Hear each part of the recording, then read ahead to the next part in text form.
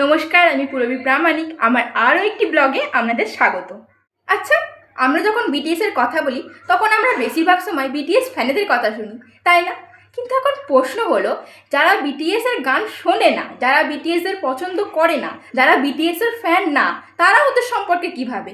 আজকের ব্লগে কোনো বিটিএসের ফ্যান মোমেন্ট থাকবে না।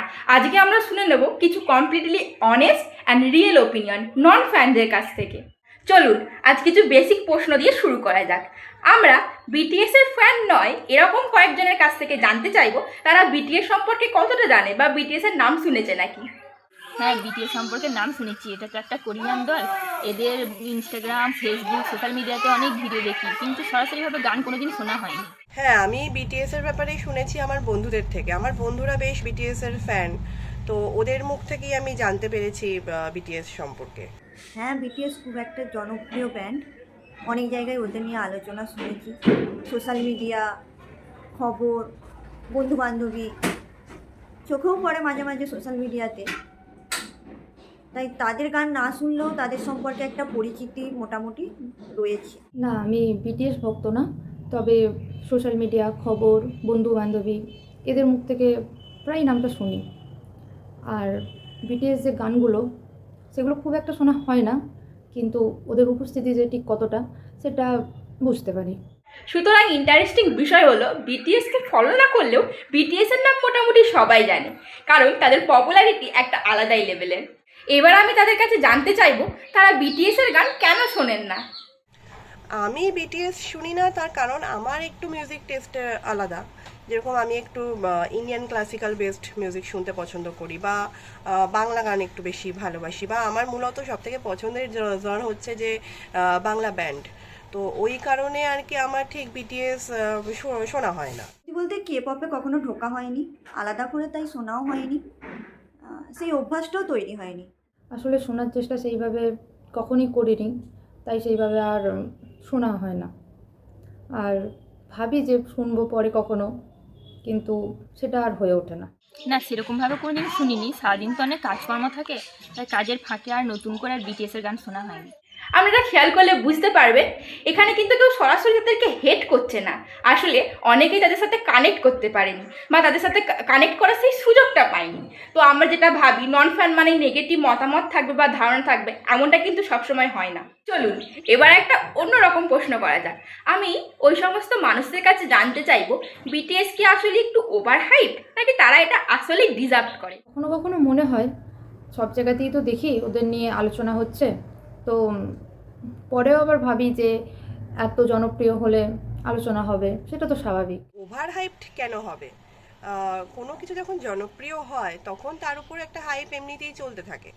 বিটিএসও তার ব্যতিক্রম নয়। তবে হ্যাঁ, বিটিএস সবাই খুব পছন্দ করে, নিশ্চয়ই ওদের গানের মধ্যে এমন কিছু রয়েছে, সো ওরা এতটা হাইপ পেয়েছে। ওভার হাইপড বলে আমি মনে করি না। পুরোপুরি অস্বাভাবিক কিছু নয়, তবে বিটিএস আর্মিরা মাঝে মধ্যে যেটা করে সেটা একটু বেশি। ওদের পরিশ্রমকে আমি সম্মান করি। এত বড় জায়গায় যখন পৌঁছেছে, অনেক কষ্টও করেছে, এটা তো বোঝা যায়। তাদের জনপ্রিয়তা তো একদম স্বাভাবিক, আমার একটু অস্বাভাবিক বলে মনে হয় না। তো আপনারা শুনতেই পেলেন, এখানে কিন্তু ওপিনিয়নগুলো কমপ্লিটলি মিক্সড। কেউ কেউ বলছে তারা আসলেই ওভার হাইপড, আবার কেউ কেউ বলছে না, তারাই সাকসেসটা ডিজার্ভ করে। আর এটা একদমই নর্মাল, কারণ আপনি কতটা জানেন তার উপরে পারসেপশন ডিপেন্ড করে। আচ্ছা, আপনারা তো অনেকেই জানেন যে বিটিএস আর্মিদের গোটা পৃথিবীর মধ্যে বিগেস্ট ফ্যানবেস বলা হয় এবং ডেডিকেটেড ফ্যানবেসও বলা হয়। তাই আমি এবার তাদের কাছে জানতে চাইবো যে ফ্যানদের এই ক্রেজ নিয়ে তাদের কি মতামত। কখনো কখনো একটু অস্বাভাবিক মনে হয়, বিশেষ করে যখন সোশ্যাল মিডিয়ায় দেখি। তবে আবার ভাবতেও ভালো লাগে যে এদের ভালোবাসার জন্য, এদের সমর্থন করার জন্য এত মানুষ রয়েছে। সব মিলিয়ে বলা যায় যে একটা মিশ্র অনুভূতি হয়। হ্যাঁ, ফ্যানরা তো খুবই ডেডিকেটেড। ওদের দেখলে সত্যিই ভালো লাগে। অনেক ভালোবাসা পেয়েছে বিটিএস, এই নিয়ে সত্যিই কোনো সন্দেহ নেই। এটা একটু অস্বাভাবিক কিছু না, কিন্তু বিটিএস আর্মিরা মাঝে মধ্যে যেটা দেখায় সেটা একটু বেশি। খুবই ভালো লাগে। এই একসাথে যেভাবে সমর্থন করে তাদের, সেটা সত্যি চোখে পড়ার মতো। আর তাদের এই ভক্ত গোষ্ঠী, এত ভক্ত গোষ্ঠী তৈরি হওয়াটা সত্যি দারুণ। আপনারা দেখতেই পেলেন সবার মতামত কিন্তু এক না। এখানে কেউ তাদেরকে অ্যাডমায়ার করছে, আবার কেউ একটু বেশিই ভাবছে। তো ফ্যান কালচার কিন্তু সবার কাছে সমান না, এটা আমরা বুঝতেই পারলাম। এবার আমি তাদের কাছে জানতে চাইবো, যদি এখন আমি আপনাদের একটা বিটিএসের গান রেকমেন্ড করি, আপনারা কি শুনবেন?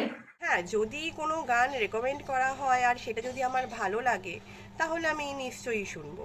অবশ্যই গানটা শুনবো, যদি ভালো কিছু হয়, ভালো কিছু নতুন কিছু শোনার জন্য তো মানুষের মন সবসময় আগ্রহ থাকে। যদি ভালো হয় তাহলে চেষ্টা করে দেখবো, গানটা শুনবো। হ্যাঁ, একবার শুনে দেখতে পারি, নতুন কিছু শোনা তো খারাপ নয়। ভালো লাগলে আবার শুনবো। হ্যাঁ, চেষ্টা করা যেতেই পারে।